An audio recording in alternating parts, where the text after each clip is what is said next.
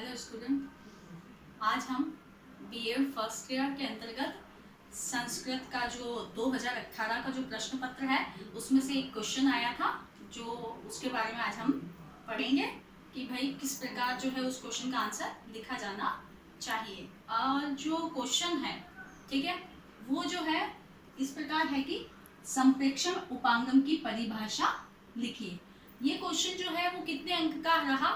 2 अंक का क्वेश्चन है और साथ ही साथ इसकी जो शब्द सीमा है वो है 50 शब्दों की। ठीक है, 50 शब्दों में इस प्रश्न का उत्तर देना है। ठीक है, अब आपको सबसे पहले तो ये चीज पता होनी चाहिए कि अगर 2 अंक का प्रश्न है तो आप उसका जो जब उत्तर देते हो तो उस अंक को भी देखते हुए और उसके जो शब्दों की सीमा है उसको देखते हुए ही आप किसी भी प्रश्न का उत्तर देंगे। ठीक है, क्योंकि अगर देखो 2 अंक का उसने कहा है तो आपको बहुत ज्यादा विस्तृत रूप में नहीं लिखना है उत्तर को। आपका जो उत्तर है वो 5 से 6 लाइन, 6 से मिनिमम, ज्यादा से ज्यादा आप 7 लाइन में उसका आंसर दे दो, बस इससे ज्यादा उसका आंसर नहीं होना चाहिए। मतलब 2 अंक का क्वेश्चन है तो 6 लाइन में तो बस, उससे ज्यादा उसका आंसर नहीं होना चाहिए। तो अब अपना जो क्वेश्चन है अपन उसकी तरफ आते हैं। क्या है? संप्रेक्षण उपांगम की परिभाषा लिखिए। ठीक है, तो इसने क्या पूछा है? संप्रेक्षण उपांगम की इसने क्या कहा है? परिभाषा लिखनी है आपको। तो आप क्या करोगे? सीधा परिभाषा पे नहीं आना है हमें। ठीक है, पहले आप क्या करोगे? संप्रेक्षण, संप्रेक्षण का जो सामान्य अर्थ निकलता है पहले आप संप्रेक्षण को समझाओगे।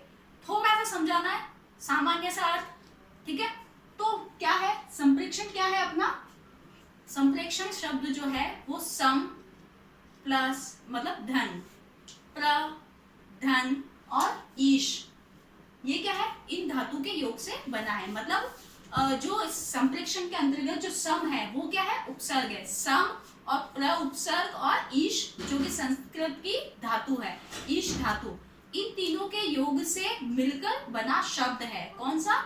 संप्रेक्षण, जिसका अर्थ क्या होता है? भेजना या प्रेषित करना होता है।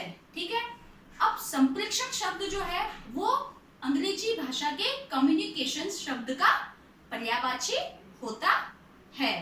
ठीक है, साथ ही साथ में एक सामान्य सी डेफिनेशन है कि भाई संप्रेक्षण क्या है? तो 2 या 2 से अधिक लोगों के बीच में विचारों के आदान प्रदान की प्रक्रिया कह सकते हो आप, या विचारों का आदान प्रदान है, उसे ही क्या कहा जाता है? संप्रेक्षण कहा जाता है। इतनी सी बात होगी, ये सामान्य सी बात है, ये अर्थ में बताओगे। उसके बाद में उसने क्या पूछा था? परिभाषा पूछी थी।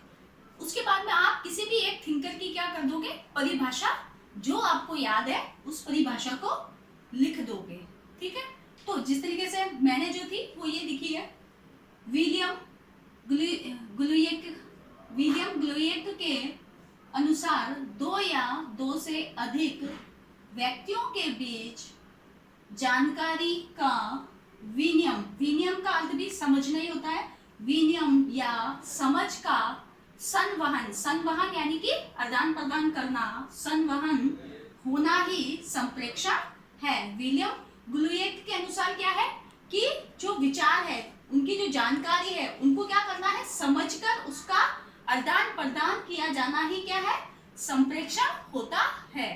तो इसी प्रकार से अगर आपको कोई भी क्वेश्चन की परिभाषा पूछी जाती है तो सीधा आपको उसकी परिभाषा पे ही नहीं आना है, पहले उसका जो सामान्य अर्थ निकलता है पहले आप वो समझाएं, उसके बाद में उसकी कोई भी एक परिभाषा लिखे और इस तरीके से अपना जो उत्तर है वो प्रस्तुत करें। ठीक है, बस ये है कि समय सीमा का भी ध्यान रखें, अंक का भी ध्यान रखें और शब्दों का भी ध्यान रखें साथ ही साथ में कि 2 अंक का आंसर है तो आप 2 अंक जितना ही उसका उत्तर लिखें। ठीक है, धन्यवाद।